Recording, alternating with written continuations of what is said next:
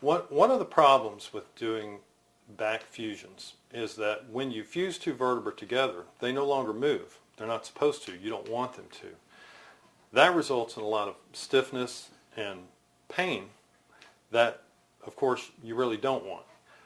In the past, that's been our only option for people who had severe degenerative disc disease that were in incapacitating pain. It kept them from working. It keeps them from enjoying their friends and family, and it's just really a totally life-altering problem.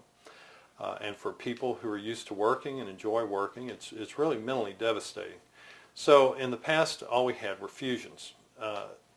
In 1982 and 83, a disc replacement was developed in East Berlin. One of the developers of the disc actually had the disc implanted into her. She was a gymnast in East Germany and had worn out the last disc space in her back. She helped develop the disc that was subsequently implanted into her. And the last time I heard, which is about a year ago, that disc was still functioning properly and she was doing well. And she's still a practicing orthopedist in Berlin.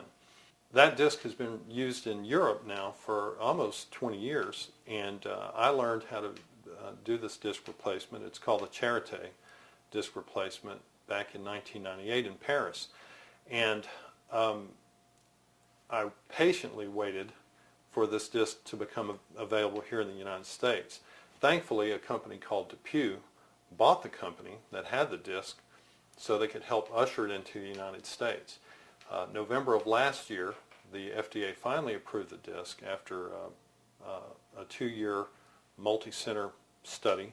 Replacing discs is now something that's a viable option for people who are under 55, who are not terribly overweight.